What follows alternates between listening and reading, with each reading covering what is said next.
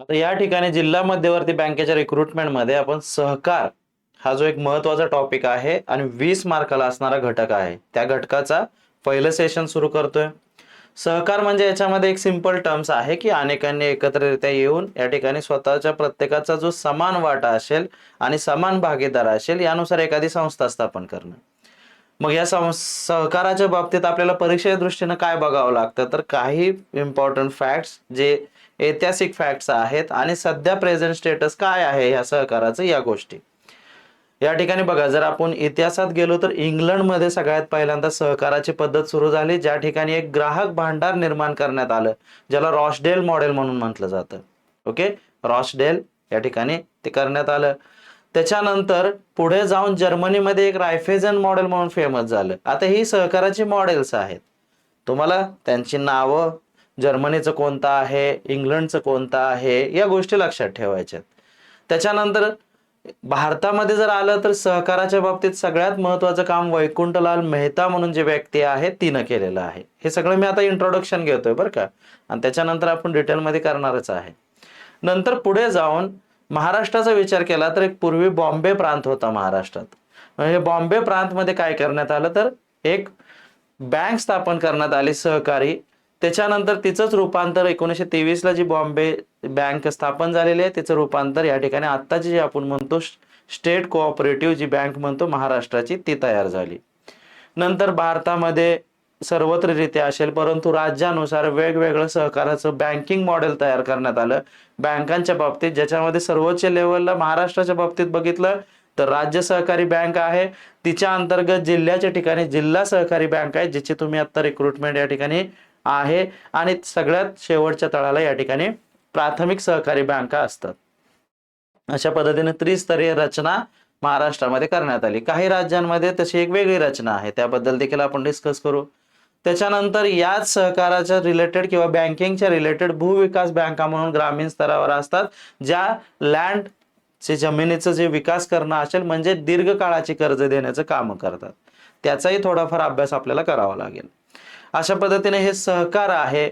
मग या सहकारामध्ये फक्त बँकिंग येतं का, तर नाही आहे. मग कारखाने असतील, ग्राहक भांडार असतील, अनेक इतर जे लघु उद्योग ते की देखील सहकाराच्या अंतर्गत येऊ शकतात. सो अशा पद्धतीने हे सहकाराचं मॉडेल आहे, जे की ग्रामीण विकासाचा मुख्य पाया आहे.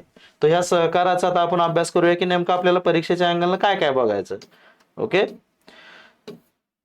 जर ब्रिटिशांच्या काळाचा देखील विचार केला की जो एक कॉमन प्रश्न येतो की 1904 ला पहिला सहकारी कायदा भारतामध्ये आला, एक माहितीसाठी. ओके, या कायद्यानुसार केवळ बँका स्थापन करण्याला परवानगी होती. विशेष म्हणजे जो पहिला सहकारी कायदा आला त्याच्यामध्ये केवळ बँका स्थापन करायला परवानगी होती, ज्याला क्रेडिट कोऑपरेटिव्ह ऍक्ट देखील म्हणलं जातं. त्यामुळे तिथे क्रेडिट हा शब्द पाहिजे ज्यावेळेस एखाद्या वेळेस प्रश्न आला तर. 1904 चा कायदा. नंतर पुढे जाऊन 1912 ला एक कायदा करण्यात आला, त्याच्यामध्ये ह्या क्रेडिट म्हणजे कर्ज देणाऱ्या संस्थांसोबतच जे आता आपण दूध डेअरी बघतो, ग्राहक भांडार बघतो, तर अदर दॅन क्रेडिट या गोष्टी पण आणण्यात आल्या. म्हणजे पहिल्यांदा कर्ज देण्यासाठी सहकारी संस्था अस्तित्वात आल्या. आता याच्या मागे कारण पण होती की कर्जाचं जे काय आहे की पूर्वी ज्या बँका आहेत, आता आपण जसं बघतो state bank of India, bank of India असेल, बँक ऑफ महाराष्ट्र असेल, ज्या काही बँका होत्या पूर्वी त्यांना इम्पेरिकल बँका किंवा याच बँका ज्या आता आपण बघतो त्या खूप आधी स्थापन झालेल्या आहेत, परंतु त्यांचे जे मुख्य होते ते राजे होते आणि ते केवळ प्रायव्हेट कामासाठी त्या बँका स्थापन होत्या. म्हणजे लोन हे काय सर्वसामान्य जनतेला देण्यासाठी त्या बँका नव्हत्या आता जशा आहेत तशा.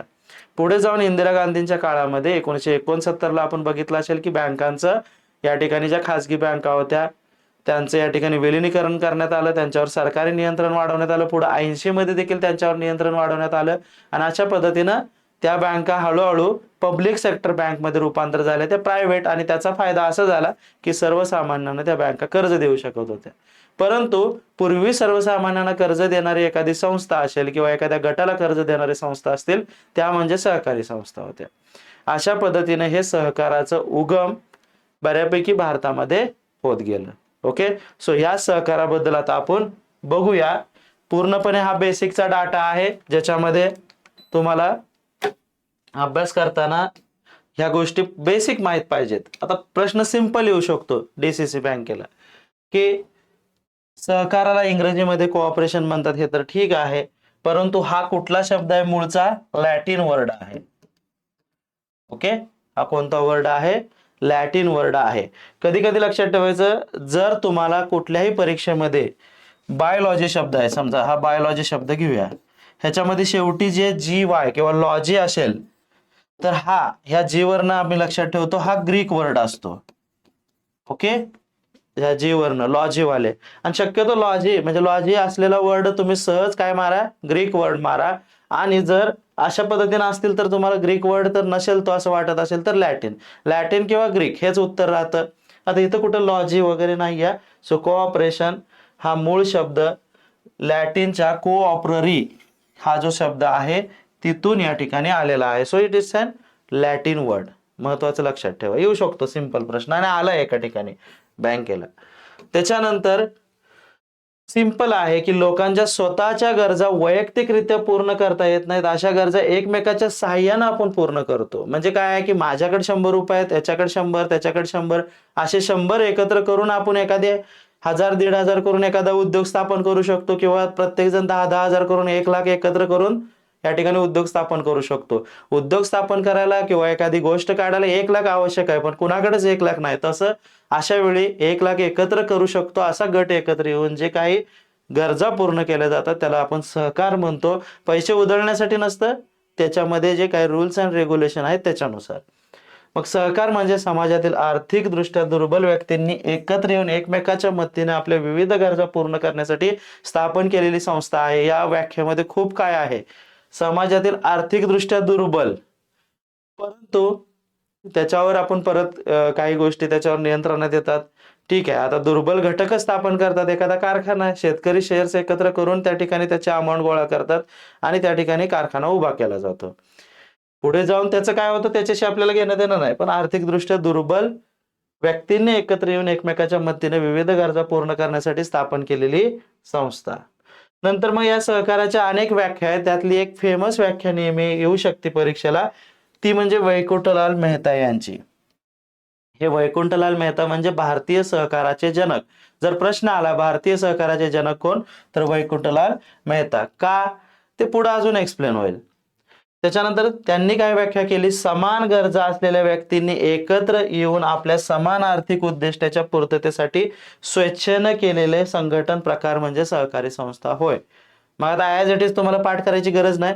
वैकुंठलाल मेहता म्हणलं तर तुम्हाला कीवर्ड लक्षात ठेवा, समान गरजा असलेले व्यक्ती यांनी आर्थिक उद्दिष्ट हा दुसरा कीवर्ड आहे, आणि स्वेच्छेनं स्थापन केलेले संघटन. समान आर्थिक उद्दिष्ट, समान आणि स्वेच्छेनं स्थापन म्हणजे स्वेच्छा, हे 3 कीवर्ड लक्षात ठेवायचे. समान गरज, समान आर्थिक उद्दिष्ट, नुसती गरज असते का, तर नाही, काहीतरी उत्पन्न पण आहे. समान आर्थिक उद्दिष्ट आणि स्वेच्छा, हे 3 कीवर्ड आले की वैकुंठलाल मेहतांची ही व्याख्या आहे, म्हणून लगेच पटदिशी त्या ठिकाणी क्लिक करायचं. नंतर मग बाकी व्याख्यांमध्ये जर एच कलवट, आता ही पहिल्यांदाच दिलेली आहे, स्टेट बोर्ड मध्ये देखील आहे, त्यामुळे येऊ शकतं. मानवी भूमिकेतून व्यक्तींनी स्वेच्छेने एकत्र येऊन केलेल्या आर्थिक हिताच्या वृद्धीसाठी समानतेच्या तत्वावर स्थापन केलेली संघटना म्हणजे सहकारी संस्था होय. मग आता हे कलवटची व्याख्या आहे, कसं ओळखायचं? हे नावच आहे बघा, जरा काहीतरी एखादा मोठा थिंकर वाटतोय, आणि व्याख्येतले शब्द देखील जडजड आहेत. मग जर व्याख्या वाचताना आपल्याला जर जडजड वाटायला लागलं तर तुम्ही कलवट करू शकता, येईल यातलीच कुठली तरी एक व्याख्या विचारली तर. सो हे मी फक्त सांगतोय, आता ज्याला पाठ होतं त्याने करा, पण एवढी काही गरज नाही. ओके, मानवी भूमिकेतून, स्वेच्छेनं वगैरे असे शुद्ध शब्द आहेत. सो एच कलवट. त्याच्यानंतर भारतीय सहकार कायदा आला की आता ही कायदेशीर व्याख्या आहे. सहकारी तत्वांना अनुसरून आपल्या सभासदांच्या आर्थिक हितसंबंध वृद्धिंगत करण्याचे ज्या संस्थेचे उद्दिष्ट असते तिला सहकारी संस्था म्हणतात. ही कुठली व्यक्तीची व्याख्या नाही, हा एक कायदा आहे, ब्रिटिशांनी तयार केलेला 1912ला. त्या कायद्याच्या आधारे ही व्याख्या असल्यामुळे ती कायद्यात्मकच आहे. बघा, याने तत्व आहेत आणि आर्थिक हितसंबंध वृद्धिंगत करणे हे डायरेक्ट त्याचा उद्देश आहे. पुढे जाऊन सहकार नियोजन समिती जी 1946 ची आहे, तिच्यानुसार सहकार हा व्यवसाय संघटनेचा एक प्रकार असून एक व्यक्ती आपल्या हितासाठी समानतेच्या तत्वावर स्वेच्छेने एकत्र येतात. तर ठीक आहे, यातल्या तुम्ही 2-3च व्याख्या बघा, बाकी असं जास्त तुम्हाला लक्षात राहत असेल तर करा. फॅक्च्युअल अँगलनं आतापर्यंत आपण बघितलं की वैकुंठलाल मेहता भारतीय सहकाराचे जनक आहेत. त्याच्यानंतर सहकार हा शब्द लॅटिन वर्ड आहे. हे दोन क्वेश्चन या ठिकाणी आपण इनडायरेक्टली ऑब्जेक्टिव्हचे कव्हर केलेत. आपण थिअरीतनं पण ऑब्जेक्टिव्हिटी करणार आहे. केवळ जर आपण फॅक्ट्स पाठ करायला लागल्यावर लक्षात राहत नसतं. ओके, देन आता हिस्ट्री ऑफ कोऑपरेशन ह्याच्यामध्ये सगळ्यात महत्वाचं काय आहे की सहकारी चळवळीचा उगम सर्वप्रथम युरोप खंडातील इंग्लंडमध्ये झाला. इथं दोन क्वेश्चन्स IBPS ने विचारलेले आहेत किंवा परीक्षेमध्ये. कुठले की कुठल्या खंडात झाला तर युरोप, कारण इंग्लंड युरोपमध्ये, आणि कुठल्या देशात झालं तर इंग्लंडमध्ये झालं. सो हा पॉइंट्स लक्षात ठेवायचा. 1760 मध्ये युरोपमध्ये औद्योगिक क्रांती आली. आता इंग्लंडमध्येच होण्याचं कारण काय आहे की जिथं आधी औद्योगिक क्रांती आली तिथं त्या ठिकाणी सहकाराची सुरुवात होणार आहे. कारण त्या ठिकाणी लोकांकडे आता आर्थिक सुबत्ता येणार आहे, थोडीफार लोकांना दुसऱ्या गरजा त्या ठिकाणी निर्माण होणार आहेत, म्हणून त्या ठिकाणी जे काही सुरुवात झाली ती इंग्लंडमध्ये झालेली आहे. म्हणून या औद्योगिक क्रांतीच्या प्रभावामुळे काय झालं की भांडवलशाही निर्माण झाली, आणि ह्या भांडवलशाहीला काउंटर करण्यासाठी त्या ठिकाणी सहकारी संस्था उभा करण्यात आल्या. कारण काय व्हायला लागलं की कॅपिटलिझम किंवा भांडवलशाहीमध्ये काय केलं जातं, पूर्वीच्या काळी तरी, आता ठीक आहे स्पर्धा आहे म्हणून वस्तूंच्या किमती कमी राहतात, पण भांडवलशाहीमध्ये काय होत होतं की मोनोपॉली किंवा लोकांना जी वस्तू लागते त्याचंच प्रोडक्शन आहे, ज्या वस्तूच्या इतक्या गरज नाही त्याचं प्रोडक्शन कमी. म्हणजे एक वेळेस दारूचं प्रोडक्शन ज्यादा इंग्लंडमध्ये, परंतु जे काही जीवन उपयोगी एखादी गोष्ट असेल आणि तिचा खप कमी असेल तर तिचं उत्पादन कमी किंवा उत्पादनच एकदम अल्प, त्याच्यामुळे ती गोष्ट महाग मिळणार किंवा मिळायचीच नाही. मग अशा केसमध्ये भांडवलशाहीमध्ये काय असतं की जी गोष्ट मार्केट डिमांडेड आहे तीच प्रोड्यूस केली जाते, जिला मार्केट डिमांड नाही तिच्यावर दुर्लक्ष केलं जातं. मग अशा गोष्टींच्या बाबतीत देखील सहकार हे तत्व लागू पडतं. किंवा ग्राहक भांडारे असतील, जी की एखादी गोष्ट महाग विकली जात असेल तर तिच्यावर नियंत्रण मिळवायला देखील ग्राहक भांडार उपयुक्त ठरतात. सो अशा केसमध्ये हे ब्रिटनमध्ये या ठिकाणी त्याचं सहकाराचं रूट किंवा मूळ आलं. ह्या ब्रिटनमध्ये भांडवलशाही समाज व्यवस्था आणि आर्थिक नफेखोरीच्या प्रवृत्तीमुळं सहकार या संकल्पनेचा उदय झाला. आणि हा उदय करण्यामध्ये सगळ्यात महत्वाचं काम कोणी केलं तर रॉबर्ट ओवेन, ओके, यांनी सहकारी संस्था स्थापन केल्या. हे रॉबर्ट ओवेन नाव लक्षात ठेवा. हे सगळ्यात महत्वाचं फॅक्ट्स आहे.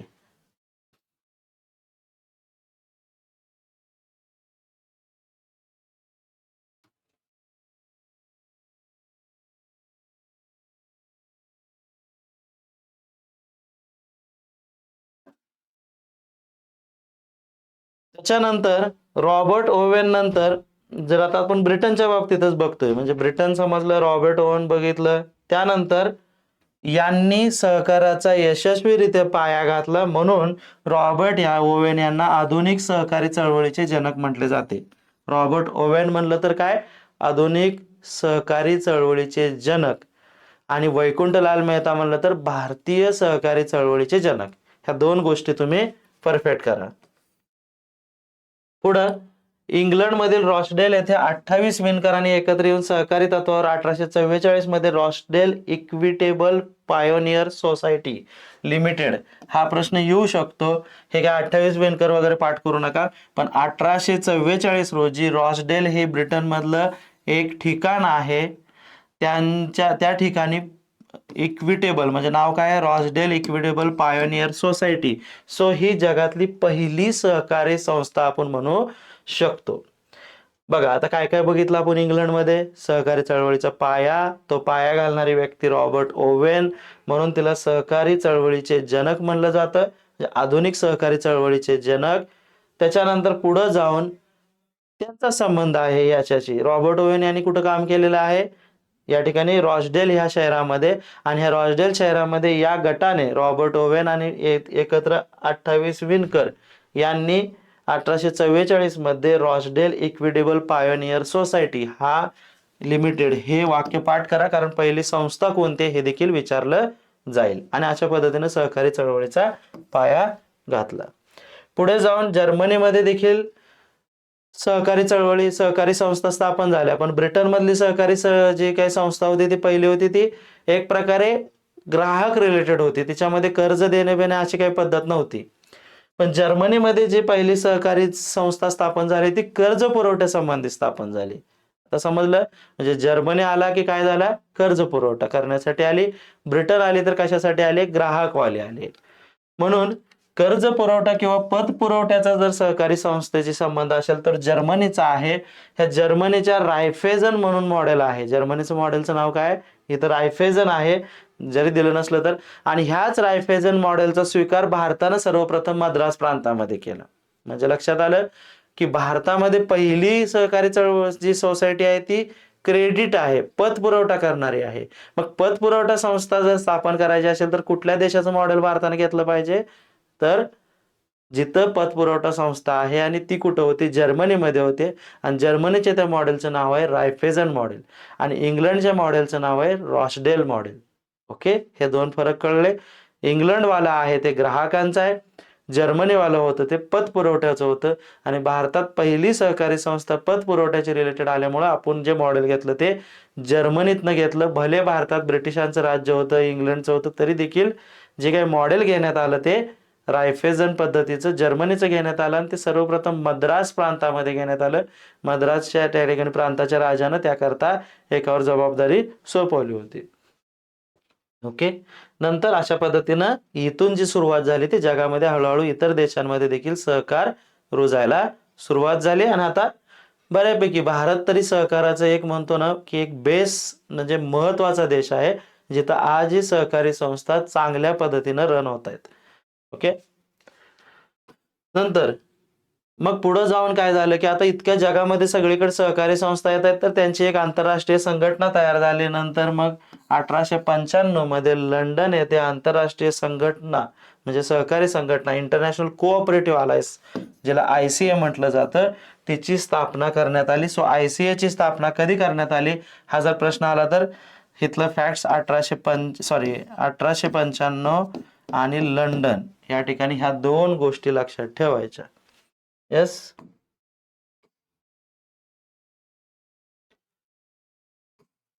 चलो आता इथपर्यंत आपण बघितलेलं आहे. बऱ्यापैकी आता मी रिपीट सांगायची गरज नाही, तरी पाठ करूनच घ्यायचं आपण. रॉबर्ट ओवेन सहकाराचे जनक, लंडन, त्या ठिकाणी तिथं पहिल्यांदा रॉसडेल मॉडेलची सहकारी संस्था आली. जर्मनीमध्ये आली ती पतपुरवठ्याच्या रिलेटेड आली ती रायफेजन आली. ओके, देन भारतीय सहकार चळवळीच्या बाबतीत बघितलं तर आता परत आपल्यामध्ये काही लगेच औद्योगिक क्रांती नव्हती, नंतर आली. म्हणजे 1900च्या दरम्यान कुठेतरी भारतामध्ये सहकार आला. ओके, त्याच्यामध्ये काय आलं की मुंबई प्रांतामध्ये बडोदा येथे, म्हणजे आता बघा मुंबई प्रांत आणि बडोदा म्हणजे हे गुजरात आलं. आता बॉम्बे प्रांत म्हणून जो होता, पूर्वी भारतामध्ये महाराष्ट्र नव्हतं, ब्रिटिशांच्या काळामध्ये मुंबई प्रांत होता. या मुंबई प्रांताचेच आता दोन राज्य आहेत, एक महाराष्ट्र आणि एक गुजरात. ओके, सो बॉम्बे प्रांत आणि त्यातल्या त्यात बी महाराष्ट्राचं कसं होतं की मराठवाडा हा हैदराबाद प्रांताकडे होता आणि जो विदर्भ आहे तो नागपूर वगैरे भाग हा तिकडं मध्य प्रदेशच्या बाजूला होता. सो अशा पद्धतीने महाराष्ट्र होता आणि बॉम्बे प्रांत हा बऱ्यापैकी कोकण किनारपट्टी आणि पश्चिम महाराष्ट्र असा होता आणि ज्याच्यामध्ये गुजरात आणि अशा महाराष्ट्राचा समावेश होता. सो या बॉम्बे प्रांतामध्ये बडोदा येथे भारतातील पहिली सहकारी पतपुरवठा, ओके, सो भारतातील पहिली कुठं, बडोद्यामध्ये संस्था 5 फेब्रुवारी 1889 रोजी स्थापन करण्यात आली. आणि ही स्थापन कोणी केली, प्राचार्य विठ्ठल लक्ष्मण कवठेकर यांनी. ओके, त्याच्यानंतर त्यांनी हे एक झालं पहिली बडोदा प्रांतामध्ये, यांच्यामध्ये ह्यांचं देखील कॉन्ट्रीब्युशन आहे. परंतु विठ्ठल लक्ष्मण कवठेकर यांची जर पर्टिक्युलर संस्था बघायची असेल सहकारी, तर तिचं नाव आहे अन्योन्य सहकारी मंडळी. ओके, सो कधी कधी जोड्यांना येईल की विठ्ठल लक्ष्मण कवठेकर म्हणलं तर कुठलं आहे, अन्योन्य सहकारी मंडळी. आता हा कदाचित गुजराती वर्ड असेल समथिंग. या नावाने पहिली पतपुरवठा संस्था स्थापन करण्यात आली. ओके, त्याच्यानंतर भारतामध्ये ब्रिटिशांनी, आता 1947 पर्यंत आपल्यात ब्रिटिश रूल होतं. सो ब्रिटिश सरकारने पहिला सहकारी कायदा किती साली आणलेला आहे, 1904 ला. हे सगळं आपण डिटेलमध्ये बघणार आहे, आता सगळे इंट्रो सुरू आहे. सो 1904 ला आपल्यामध्ये पतपुरवठा, मी आधी सांगितलं केवळ पैशाचा पुरवठा करण्यासाठी या ठिकाणी हा कायदा करण्यात आलेला आहे. 1904 ला जी काही कायदा करण्यात आला, तुमच्या जर सोप्या भाषेत समजायचं असेल तर 1904 चा कायदा आता जी सांगली डीसीसी बँक आहे, जिल्हा मध्यवर्ती बँका जिला म्हणतो, तिच्या रिलेटेड आहे, की अशा बँका स्थापन करणं ज्या पतपुरवठा करतील, ते 1904 मध्ये येतं. ओके. सो आणि त्याच्यानंतर जो दुसरा आहे भारतीय शेतकऱ्यांचे, म्हणजे पुढे जाऊन 1914 ला एक कायदा करण्यात आला, सॉरी 12 ला. 1904च्या कायद्यामध्ये काही उणिवा होत्या आणि केवळ क्रेडिट सोसायटीज आपण स्थापन करू शकत होतो. क्रेडिट शब्द असतो याला, क्रेडिट सोसायटी फक्त स्थापन करू शकत होतो. परंतु 1912 ला जो दुसरा सहकारी कायदा आला, त्याच्यानुसार तुम्ही सहकारी ज्या ऑदर दॅन क्रेडिट, म्हणजे केवळ पतसंस्था नाही तर दुसऱ्या देखील सहकारी संस्था स्थापन करू शकत होता सर्व क्षेत्रामध्ये. मग ग्राहक भांडार असतील, कारखाने असतील, दूध संस्था असेल, इतरही गृहनिर्माण संस्था असतील सहकारी शहरांमधल्या, तर त्या सगळ्या तुम्ही स्थापन करू शकत होता. अशा पद्धतीने भारतामध्ये 2 महत्वाचे सहकारी कायदे आहेत, 1904 आणि 1912. त्याच्यानंतर भारतामध्ये मग हे सगळे काही अशाच आल्या का, तर नाही, काही समित्या ब्रिटिशांनी स्थापन केल्या होत्या, ज्याच्यामध्ये 2 समिती आहेत, एडवर्ड लॉ समिती आणि एडवर्ड मॅकलॅगन समिती. दोघांच्याही नावात एडवर्ड आहे. ओके. सो बघूया आपण भारतात सहकारी चळवळीची प्रगती आणि त्रुटी काढण्यासाठी काहीतरी अभ्यास करण्यासाठी 1914 मध्ये ब्रिटिश सरकारने एडवर्ड मॅकलेगन समिती स्थापन केली. 1914 मध्ये कुठली आहे? 1900 एडवर्ड मॅकलेगन. परंतु त्यापूर्वी, आता इथं नाही या, परंतु हे महत्वाची गोष्ट आहे, 1901 मध्ये एडवर्ड, त्याचंही नाव एडवर्ड आहे, लॉ समिती स्थापन करण्यात आली होती सहकार्याच्या संबंधित कर्जनच्या काळामध्ये. सो सहकार्या संबंधित 2 महत्वाच्या ब्रिटिश कालीन संस्था आहेत, 1901 एडवर्ड लॉ, 1914 एडवर्ड मॅकलॅगन. ओके. त्याच्यानंतर या समितीने, मग आता ठीक आहे, हे 2 फॅक्ट्स तुम्ही वाटलंच तर साईडला लिहून घ्या आणि एक काम करायचं, या नोट्सवर हायलाइट करत करत करत पुढे जायचं, सगळ्यात सिंपल. त्याच्यानंतर एडवर्ड लॉ, एडवर्ड मॅकलॅगन, ह्या 2 गोष्टी फॅक्च्युअल साठी लक्षात ठेवा. एडवर्ड मॅकलॅगननं काहीतरी शिफारसी केल्या असतील, आपल्याला काही शिफारसी पार करायची गरज नाही. पुढे या शिफारसींचा आधार घेऊन 1919, कारण मधल्या काळामध्ये पहिलं महायुद्ध सुरू झालं होतं ब्रिटनमध्ये, त्यांना काही सुचत नव्हतं, या दरम्यान जर तुम्ही असलं काय करत बसला तर नाही शक्य. सो 1914 ते 1919 हे महायुद्धाचा काळ आहे. 1919 ला एक इतिहासाचा अभ्यास केला तर मॉन्टेगू चेम्सफोर्ड, बरोबर ना, त्याला मॉन्टफोर्ड म्हणलं जातं, मॉन्टेगू चेम्सफोर्ड या ठिकाणी समिती स्थापन होती, जी किंवा तिच्या सुधारणा आल्या. त्या सुधारणांमध्ये देखील सहकारी कायदा मंजूर करण्यात आला आणि याच्यामध्ये काय करण्यात आलं की हा विषय, सहकार हा विषय केंद्र शासनाकडून प्रांताकडे देण्यात आला. आता मी एक एक्स्ट्रा थोडीशी माहिती देतो, म्हणजे तुम्हाला या गोष्टी पाठ राहतील, की भारतामध्ये ब्रिटिश म्हणजे 2 सत्ता होत्या पूर्वी. पहिल्यांदा कंपनीची सत्ता होती. 1857चं बंड जोपर्यंत होत नाही तोपर्यंत भारतात कंपनीचं राज्य होतं. कंपनी म्हणजे कोण? तर जसं आत्ताचे ऍपल असेल किंवा एखादी Tata, Mahindra, what ever it may be, अशी एक व्यापारी कंपनी होती जिचं नाव होतं ईस्ट इंडिया कंपनी. तिला ब्रिटनच्या राणीनं या ठिकाणी सत्ता विस्तारासाठी किंवा तुम्ही देशामध्ये जाऊ शकता हे सांगितलं होतं. म्हणजे असा असतो, लक्षात घ्या समजून, की भारतामध्ये सर्वप्रथम जी लोक येत होती इंग्लंडमधून, ती त्या फक्त कंपनीचे कामगार किंवा कंपनीच्या रिलेटेड लोक होती, व्यापारी. सगळी ब्रिटनची जनता नव्हती. बघा, म्हणजे एखादी कंपनी तुमच्या गावामध्ये स्थापन आहे आणि त्या कंपनीमध्ये 20 लोक आहेत तुमच्या गावातली, आणि ती कंपनी उद्या एखादी सांगली जिल्ह्यात स्थापन झालेली कंपनी आहे ज्याच्यामध्ये ती 20 लोक आहेत, ती उद्या जाऊन कोल्हापूरमध्ये काम करते आणि कंपनीच फक्त काम करते, याचा अर्थ त्या 20 लोकांचा समावेश कोल्हापूरमधल्या कुठल्याही कामाशी असणार आहे. सगळ्या सांगली जिल्ह्यातल्या लोकांची असणार आहे का? तर नाही. अशा पद्धतीने ती ईस्ट इंडिया कंपनी आली आणि तिचा संबंध हा केवळ म्हणजे भारतामध्ये तिच्याच लोकांशी होता. म्हणून जे काही व्यापारी असायचे, जे काही गव्हर्नर असायचे सुरुवातीचे, जे काही, ते सगळे ईस्ट इंडिया कंपनीचे होते. ब्रिटनचे जरी असले तरी त्या कंपनीचे पर्टिक्युलर रिलेटेड लोक होते. पुढे जाऊन जसं 2 गोष्टी घडल्या, की एक की कंपनीचं राज्य विस्तार व्हायला लागला, कंपनी युद्ध करत होती. सुरुवातीची जर इतिहासामध्ये युद्ध बघितली, इतिहास या घटकामध्ये आपण त्याच्यावर चर्चा करू. ती युद्ध होत होती. ह्या युद्धांनंतर कंपनीचा विस्तार भारतामध्ये झाला. तिनं बंगाल जिंकलं, प्लासीची लढाई जर कुणाला माहीत असेल. त्याच्यानंतर मद्रास जिंकलं. अशा पद्धतीनं बॉम्बे प्रांत वगैरे हा त्यांच्याकडे, बंगाल, मद्रास ह्या गोष्टी त्यांच्याकडे यायला लागल्या. उत्तर भारत असेल. त्याच्यानंतर कंपनीची लोकं इतकी श्रीमंत होत होते, की ब्रिटनच्या काही लोकांना असेल किंवा इव्हन राजघराण्यातील लोकांनाही विशेष वाटायला लागले, की हे कंपनीचे लोकं तिकडे जात आहेत आणि येताना एवढा पैसा घेऊन येत आहेत. मग ठीक आहे, शेतीवरील कर असेल, इथली खनिज संपत्ती असेल, निळीसारख्या गोष्टी असतील, निळ उत्पादन, यातनं पैसा मिळत होता. म्हणून पुढे जाऊन ब्रिटनच्या राजघराण्याला देखील वाटलं, की आता कंपनी नष्ट करावी आणि पूर्ण ब्रिटनचं म्हणजे राणीचं साम्राज्य भारतात आणावं. आता समजतंय थोडं-थोडं? कंपनी काढून टाकू, राणीचं साम्राज्य आणू आणि तो अधिकार होता त्यांना. त्याच दरम्यान 1857चा बंड घडला आणि आपण कधीही लक्षात ठेवायचं, मंगल पांडे पिक्चर बघा किंवा कुठलंही, जाणीवपूर्वक त्या ठिकाणी नीट विचार केला जातो, की 1857च्या आधी जर कुठलाही उल्लेख असेल, सो कंपनीच्या विरोधात बंड. कंपनी के अपोजिट असेल, अगेन्स्ट द कंपनी, कंपनी के खिलाफ. जरा तुम्ही जर मंगल पांडेचे डायलॉग बघितले त्या पिक्चरमध्ये, सो कंपनी सरकार म्हटलं जायचं 1857 पर्यंत.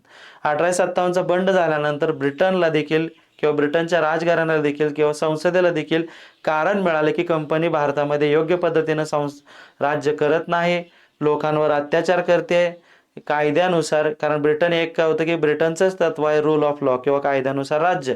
तर त्या कायद्यानुसार राज्य करत नाही, म्हणून आपण कंपनीची सत्ता नष्ट करत आहे. आणि अलाहाबाद येथे राणीचा जाहीरनामा आला, तुम्ही जर इतिहासात बघितलं 1858ला. त्याच्यानुसार भारतामध्ये आता कंपनीची सत्ता नष्ट करण्यात आली आणि ब्रिटनची सत्ता आली. म्हणजे आता कोणताही ब्रिटिश नागरिक हा भारतामध्ये येऊ शकतो, त्याचं कार्य करू शकतो, केवळ कंपनी नाही, आणि कंपनी नष्ट झाली. अशा पद्धतीने भारतात आलं आता ब्रिटनचं राज्य. सो या पद्धतीनं याचं काय होतं, की आपल्याला जे काही सहकार म्हणजे आता पुढे जे मला म्हणायचं आहे, की आपण कुठून तिथं गेलतो, तर भारतामध्ये जे काही आता पुढचे जे कायदे दिसत आहेत ते ब्रिटिश आहेत. आणि आपण होतं की 1919 पाशी होतो. मग पुढे जाऊन जाऊन काय झालं, की भारतामध्ये असेल किंवा बघा, पूर्वी सुरुवातीला लंडनमध्ये औद्योगिक क्रांती झाली. या औद्योगिक क्रांतीला कच्चा माल पाहिजे होता. त्या कच्चा माल मिळवण्यासाठी ते विकसनशील देशांमध्ये जात होते किंवा शेती असलेल्या देशांमध्ये, आणि तिथून ते तिकडं माल ट्रान्सपोर्ट करत होते. पण पुढे जाऊन लंडनमध्ये सगळ्याच देशामध्ये आता औद्योगिक क्रांती झाली. कच्चा माल या ठिकाणी औद्योगिक क्रांती होऊन आता ब्रिटनमध्ये तर 17व्या शतकात आहे. म्हणजे इव्हन 200 वर्ष झालते. 1900 सालापर्यंत ब्रिटनमध्ये औद्योगिक क्रांतीला 200 वर्ष झालते. मग अशा केसमध्ये आता तिथली औद्योगिक क्रांती देखील ढासळायला सुरू झाली होती. नंतर त्यांना कच्च्या मालाला केवळ भारतावर डिपेंड राहावं लागत नव्हतं.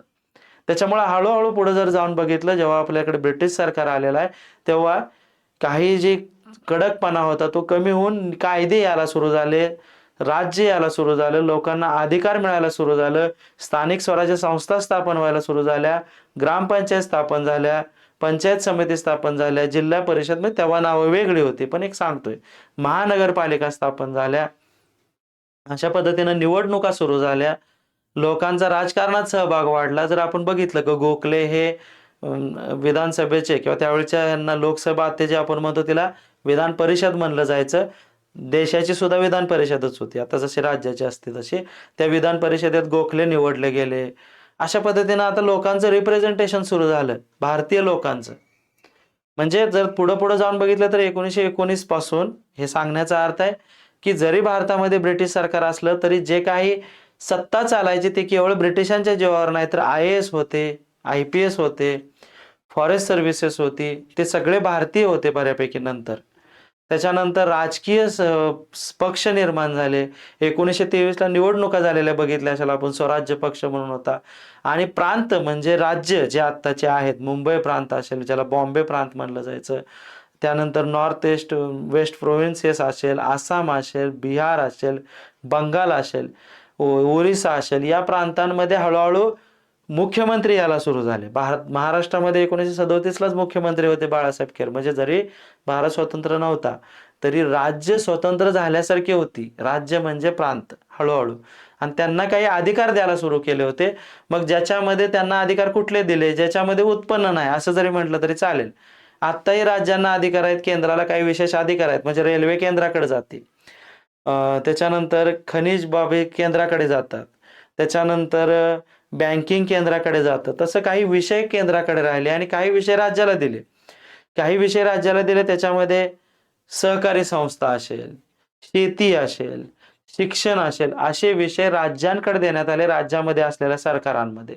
आणि सरकार स्थापन व्हायला सुरू झालं म्हणून जे वाक्य आलं ना, की 1919च्या कायद्यानं सहकार हा विषय राज्याकडे देण्यात आला. याचा अर्थ राज्य आता अस्तित्वात होती, तिथं राज्य शासन सुरू होतं. ओके. चला आता इतिहास बी झाला आणि सहकार. आता परत रिटर्न बॅक टू द सहकारमध्ये या. सहकारच्या बाबतीत बघा, भारतामध्ये रिझर्व्ह बँकेची स्थापना 1 एप्रिल 1935 ला झालेली आहे. या बँकेनं शेती पतपुरवठा विभाग सुरू केला. आता आरबीआयला का सुरू करावा लागला? कारण त्यावेळेच्या ज्या इतर बँका होत्या त्या प्रायव्हेट बँका होत्या.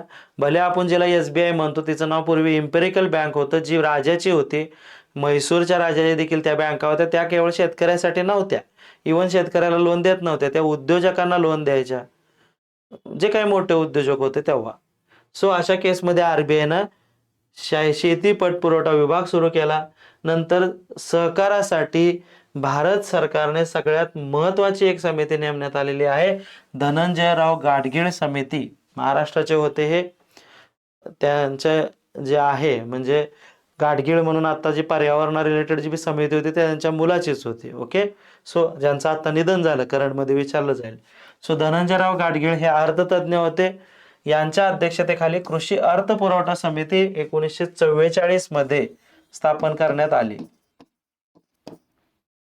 त्याच्यानंतर आर.जी. सरैया यांच्या अध्यक्षतेखाली सहकार नियोजन समिती 1945 मध्ये. हे साईडला लिहून काढा. आणि इव्हन हे एक आपलं फॅक्च्युअल जे गेस्ट लेक्चर आहे प्रमोद वाडावकर सर, त्याच्यामध्ये हे फॅक्ट्स दिलेले आहेत तुम्हाला अजून रिव्हिजन म्हणून.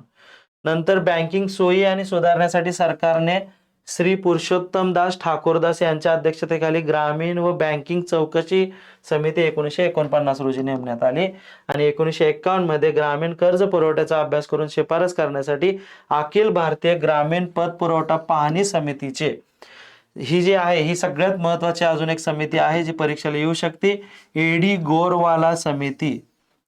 तिचं नाव आहे अखिल भारतीय ग्रामीण पतपुरवठा पाहणीची समिती. ऑल इंडिया क्रेडिट रिव्ह्यू समिती म्हणतात इंग्लिशमध्ये, पण तुम्ही मराठीवालाच पाठ करा. अखिल भारतीय ग्रामीण पतपुरवठा समिती पाहणी समिती, एडी गोरवाला. आणि एडी गोरवाला समिती कधी आहे तर 1900 या ठिकाणी ऍक्च्युली 51 मध्ये समिती नेमली आणि तिनं अहवाल दिला 1954 मध्ये. या एडी गोरवाला समितीने एक वाक्य म्हटलं आणि ते वाक्य कायम फेमस आहे. या समितीने आपल्या अहवालात म्हटले की सहकार अयशस्वी झालेला आहे, परंतु सहकार यशस्वी झालाच पाहिजे. हे वाक्य अनेक परीक्षांना विचारलं जातं की सहकार अयशस्वी झाला पाहिजे परंतु सहकार यशस्वी झाला पाहिजे. हे वाक्य कुणाचं आहे तर एडी गोरवाला. आणि ह्याच एडी गोरवाला समितीच्या रिकमेंडेशन नुसार या ठिकाणी 1900 म्हणजे एक्स्ट्रा माहितीसाठी लक्षात ठेवा, इम्पेरिकल बँक म्हणून होती, तिचं रूपांतर स्टेट बँक ऑफ इंडिया मध्ये देखील करण्यात आलं, जी की एसबीआय जिला आपण म्हणतो. आणि मग इतर लोकांना कर्ज पुरवठ्याची सोयी त्याच्यानुसार देण्यात आल्या. चलो, स्वातंत्र्य प्राप्तीनंतर भारत सरकारने 1951 पासून पंचवार्षिकच्या योजनेच्या माध्यमातून सहकारी चळवळीला या ठिकाणी प्रोत्साहन द्यायला सुरू केलं. हे सगळं फॅक्च्युअल आता परीक्षेला तुम्हाला 100% येऊ शकतं. बाकी आता भारतातून आता परत महाराष्ट्रात येऊ. आता आधी आपण जगात होतो, इंग्लंड, जर्मनी, इंग्लंड रॉथशेल, जर्मनी रायफेझन. भारतात आलो 1912, 1904, 1901 ला एडवर्ड लॉ, 1914 ला मॅगलागन समिती, नंतर वैकुंठलाल मेहता भारतीय सहकाराचे जनक. त्याच्यानंतर बडोदामध्ये पहिली सहकारी संस्था, पुरुषोत्तम दास ठाकूरजी किंवा इतरांचं कार्य आपण बघितलं. आता येऊया महाराष्ट्रातील सहकारी चळवळ. आता महाराष्ट्र तर सहकारामध्ये पुढारलेलं राज्य आहे. सगळ्यात पहिल्यांदा म्हणत नाही, परंतु मुंबई जिल्हा मध्यवर्ती सहकारी संस्थेची स्थापना 1923 मध्ये महाराष्ट्रात करण्यात आली. आणि याच बँकेचे पुढे जाऊन नाव राज्य शिखर बँकेमध्ये रूपांतर करण्यात आल्यानंतर आपण जे आता म्हणतो ते महाराष्ट्र राज्य सहकारी बँक लिमिटेड, जी की सगळ्या सहकारी बँकेची सर्वात मोठी किंवा अपेक्स बँक जिला म्हणतो ती बँक आहे. ओके.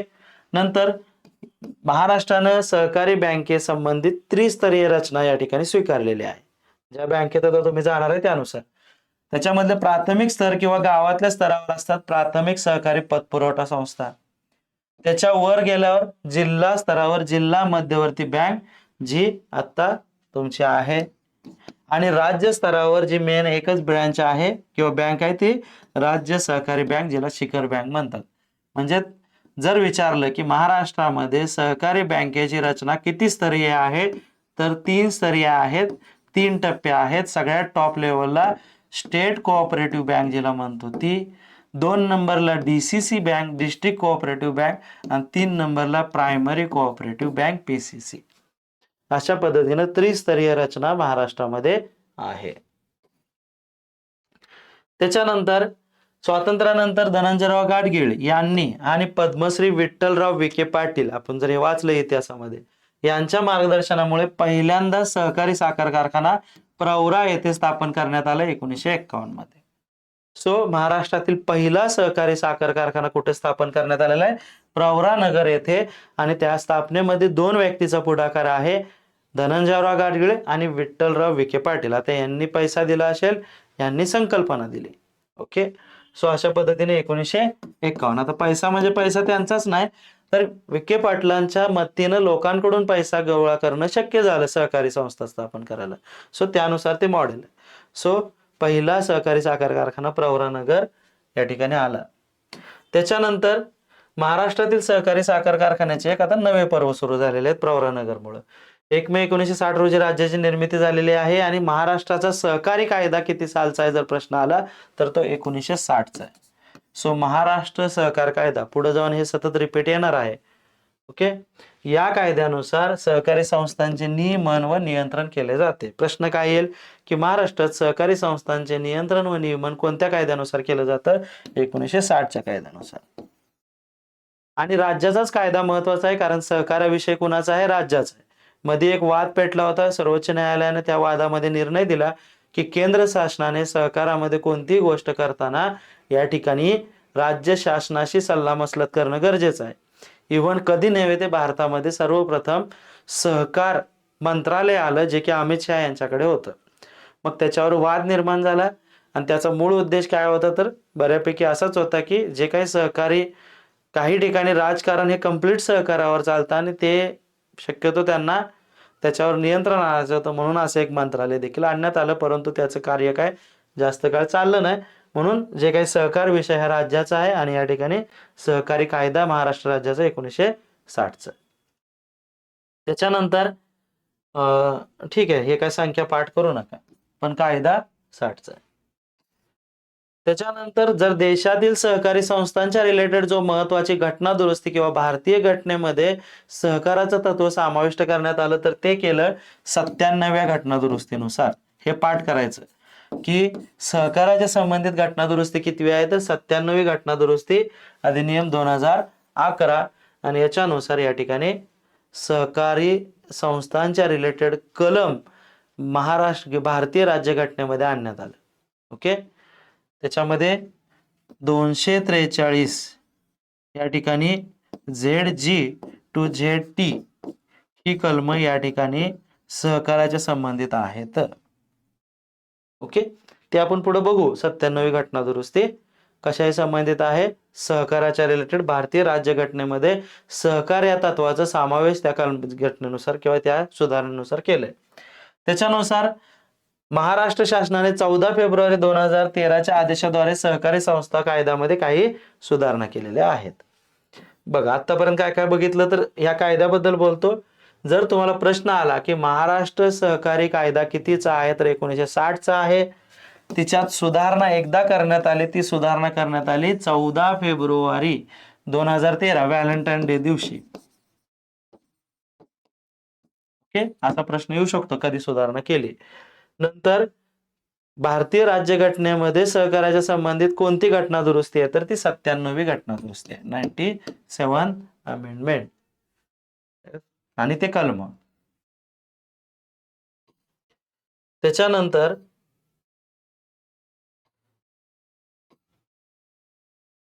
ते ZG to ZT बद्दल थोडस नंतर आपण चर्चा करू, परंतु तेच आहे ते.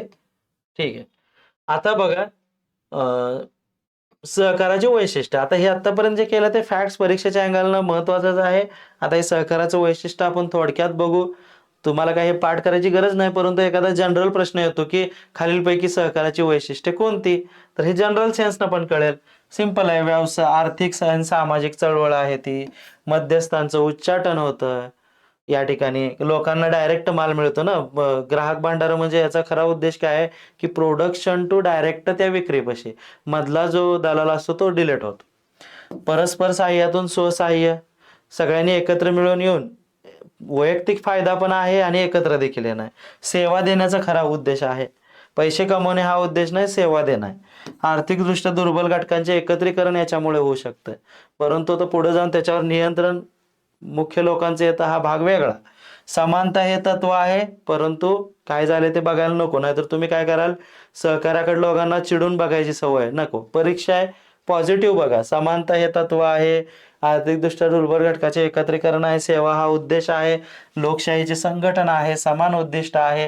हे ऐच्छिक संघटन आहे. व्हॉलेंटरली आहे. स्वतःच्या इच्छेनं सगळे लोक एकत्र येत आहेत. कुणाला दबाव आणला जात नाही. आता याचा विचार करा की नक्कीच दबाव आणला जात नाही का कंपल्सरी शेअर घ्यायला लावतात. व्यक्तींचे संघटन आहे. व्यवसाय प्रकार, संघटन प्रकार आहे. आणि आर्थिक व सामाजिक चळवळ आहे. तो जर प्रश्न आला की खालीलपैकी सहकार्याची वैशिष्ट्ये कोणती, तर जनरल सेन्सनं शक्यतो पॉझिटिव्ह विचार करायचा आणि उत्तर द्यायचं. आता फॅक्ट्स काय आहे, तर सहकाराची वैशिष्ट्ये त्याच्यामध्ये सगळ्यात महत्वाचं, सर्व सभासद हे संस्थेचे मालक असतात. हे वाक्य लय महत्वाचं आहे. आता जर माहित झालं असेल तर एकटा मालक नसतो. त्यानंतर महाराष्ट्र सहकारी संस्था कायदा 1960 नुसार सहकारी संस्था स्थापन करण्यासाठी वेगवेगळ्या कुटुंबातील, हा शब्द महत्वाचा आहे बरं का, एकाच कुटुंबातील नाही, वेगवेगळ्या कुटुंबातील किमान 10 व्यक्ती आवश्यक असतात. हा प्रश्न येतो, पण प्रश्न आल्यानंतर केवळ 10 मारायचं नाही, नीट वाक्य कंप्लीट वाचायचं. वेगवेगळ्या कुटुंबातील, एकाच कुटुंबातील नाही, नाहीतर एकाच कुटुंबातले 5 घेतले आणि दुसऱ्या कुटुंबातले 5 घेतले, झाली सहकारी संस्था, असं नाही. त्याच्यानंतर ही एक ऐच्छिक संघटना आहे. समान उद्दिष्ट आहे. लोकशाही संघटना आहे. ह्याच्यामध्ये समानता साध्य केली जाते. आर्थिक दुर्बल घटकाचे एकत्रीकरण केले जाते. सेवा हा उद्देश असतो आणि परस्पर सहाय्यातून स्वसहाय्य याच्यामध्ये देण्यात केलं जातं. मध्यस्थाचं उच्चाटन केलं जातं. सामाजिक व आर्थिक सामाजिक चळवळ आहे. व्यवसाय संघटन प्रकार आहे. ह्याच्यात मी असं एक्सप्लेन करायची काही गरज नाही, थोडंसं वाचलं तरी समजेल. फॅक्ट्स वरचेच महत्वाचे आहेत. सहकारामुळे काय होतं, तर एक संघ समाजाची निर्मिती होते.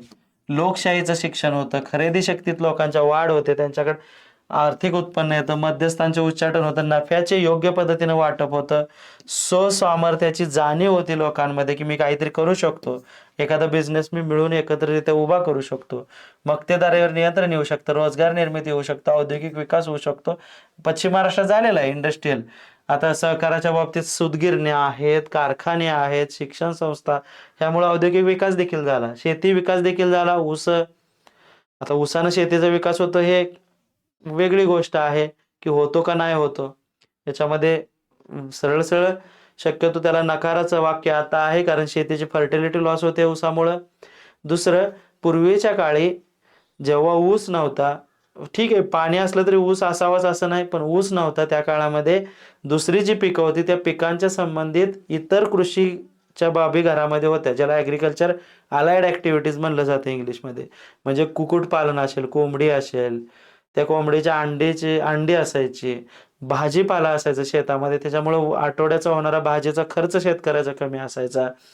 अंडी असायची किंवा ती अंडी विकली जायची, त्याच्यातनं पैसे उत्पन्न यायचं. दूध असायचं, त्या दुधाच्या उत्पन्नातून त्या ठिकाणी इन्कम जनरेशन आठवड्याला व्हायचा. परंतु ऊस या पिकामुळं दुधाचं पण प्रमाण कमी झालेलं आहे, अंड्यांचं प्रमाण कमी झालेलं आहे, कुक्कुटपालनाचं, शेतीतला शेतमाल कमी झालेला आहे. ह्याच्यामुळं एकच वर्षातनं उत्पन्न येतं. वर्षातनं आलेला एकदाच आलेला पैसा हा एखाद्या मटक्याप्रमाणे असतो, जो लगेच उडला जातो. त्याच्यामुळे परत शेतकरी दुसरं कर्ज घेतो आणि रेग्युलर जे त्याचे खर्च आहेत ते भागवणं कधी कधी त्याला अवघड जातं. हा लार्ज स्केलमध्ये म्हणजे जास्त प्रमाणात शेती असेल तर ऊस फायदेशीर आहे, परंतु स्मॉल स्केलच्या बाबतीत सध्या ऊस हे तोट्याचं पीक दाखवलं जातं, ठीक आहे, परंतु अशा पद्धतीने ते शेतीच्या रिलेटेड आहे. सो याच्यावर उपाय म्हणजे ॲग्रिकल्चर आणि ॲग्रिकल्चर अलाइड ॲक्टिव्हिटीज हे कधी स्मॉल स्केल फार्मरसाठी चांगलं असतं, परंतु सध्या हे ऊसानं सगळ्या गोष्टी घेतलेल्या आहेत आणि एक संघ समाजाची निर्मिती त्याच्यामध्ये होतं. त्याच्यानंतर सहकाराची काही तत्व आहेत की तिथं धर्म, जात, पंथ, लिंग आपण काही बघत नाही, कुणीही एकत्र येऊ शकतं. एकच असा पर्टिक्युलर समाजाचा सहकारी संस्था स्थापन केली जाऊ शकत नाही. शेती क्षेत्राचा विकास होतो, आत्ताचा औद्योगिक झालं, रोजगार निर्मिती झाली, आता आपण बोललेलो आहे. ओके, अशा पद्धतीने हे सहकार टॉपिक आपण बघितलेला आहे. त्याची समरी बघा या ठिकाणी लास्टला लॅटिन वर्ड आहे सहकार, कोऑपरेशन. त्याच्यानंतर इंग्लंडमध्ये सुरुवात झाली. रॉबर्ट ओवेन हा सहकारी चळवळीचे जनक आहेत. इंग्लंडमध्ये रॉचडेल मॉडेल सुरुवात झाल्या. 28 विणकरांनी एकत्र येऊन Rochdale equitable pioneer society limited नावाची पहिली सहकारी संस्था सुरू केली. त्याच्यानंतर स्वातंत्र्यपूर्व काळात भारतात विविध टप्प्यात सहकारी चळवळीचा विकास झाला. पुरेशा प्रमाणात नव्हता. 1904 आणि 1912च्या सहकार कायद्याने त्याला गती मिळालेली आहे. त्याच्यानंतर महाराष्ट्र हे सहकारी चळवळीच्या विकासातील एक अग्रेसर राज्य आहे. ठीक आहे, हे सगळं आता तुमचं वर मी जे रिपीट बोललो होतो त्याच गोष्टी आहेत. आणि अशा पद्धतीनं तुम्हाला परत एक खाली स्वाध्याय आहे, तो सोडवा, मी नंतर घेईनच. ओके, तर ही उत्तरं सुटली म्हणजे तुमचं सहकाराचं जे इंट्रोडक्टरी टॉपिक आहे तो परफेक्ट झाला म्हणून समजा. सो अशा पद्धतीनं आपलं या ठिकाणी मॉड्यूल राहणार आहे. नोट्स दिल्या जातील, त्याच्यानंतर लेक्चर घेतलं जाईल. त्यामुळे असं गडबड करायची नाही. राईट नाव तुम्ही एक पर्टिक्युलर लेक्चर येत राहतील, परंतु केवळ टाइमपास मध्ये लेक्चर घेण्यात अर्थ नाही. नॉर्मली काय करतात अकॅडमी अनेक की चला बॅच सुरू करून दिले, मग कुठं सोम्या गोम्या अशा काहीतरी गप्पा, राजकारणाच्या गप्पा, हसायचं खिदळायचं, ही असली टाइमपासवाली एक्झाम नाही. कॉम्पिटेटिव्ह एक्झामिनेशन आहे, त्याच्यामध्ये एकच गोष्ट सत्य आहे, नोट्स द्या, लेक्चर द्या, नोट्स द्या, लेक्चर द्या. परीक्षेला काय येते ते सांगा. बाकी तुम्ही इथे काय मनोरंजनात्मक या ठिकाणी बाबी नाही. ओके, त्यामुळं नॉर्मली आमची अकॅडमी ही या ठिकाणी UPSC MPSCच्या बाबतीत आहे. हे आपण एक टायअप स्वरूपामध्ये सुरू केलंय, पण आम्ही जे काही देणार आहे ते परफेक्ट देणार आहे आणि हीच खरी अभ्यासाची पद्धत असते.